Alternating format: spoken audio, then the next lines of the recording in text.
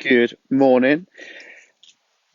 I had two experiences of this over the last couple of days, so I thought it was worthy of talking about. And firstly, went to London on Tuesday for a networking event and had to, not a networking event, it was a event, and I was sitting on a panel.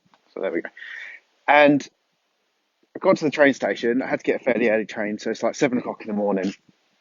And the amount of people on that platform looking bloody miserable. Like, they look tired, they look run down. I mean, they've got bags under their eyes that says that this is not like a one day of the week kind of thing. And they're sort of staring into the abyss. Some of them are like scrolling on the phone, desperately looking for it. And to be fair, there's some people that are genuinely look happy that they're like reading books, talking to people, like just actually stood there with a smile on their face.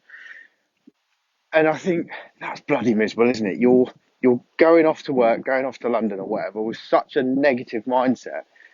Maybe some of them got resting bitch face, but the majority were just sat there thoroughly fed up with what they were having to do. So then I go to this networking event last night, which actually was a networking event, really good in Cambridge. And I get chatting to this guy, and he used to be in banking.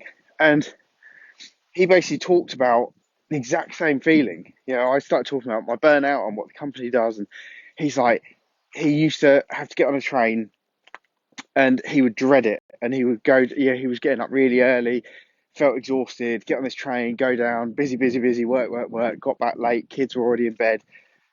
And all you do is have a drink, search for some escape, and then repeat the bloody cycle.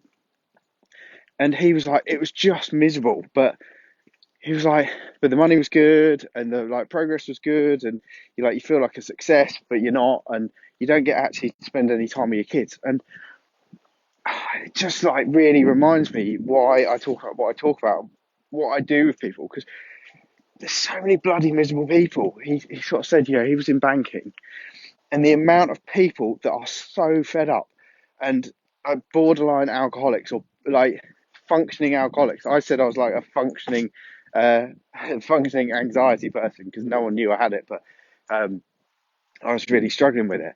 And it's like just using that booze to get you through the rest of the evening so you can get up and repeat this miserable existence every single day of the week. So yeah, kind of shocking. Like, I guess there's a lot of people doing it on their drive as well, but when you stand there at the train, on the tube, like walking between stuff, you get that bigger group of people and they're bloody miserable. Like, that's not what work's supposed to be. So just have a think. If you're sat there in the mornings and you're miserable and you're like, why am I doing this? Why are you doing this? There's plenty of other options. So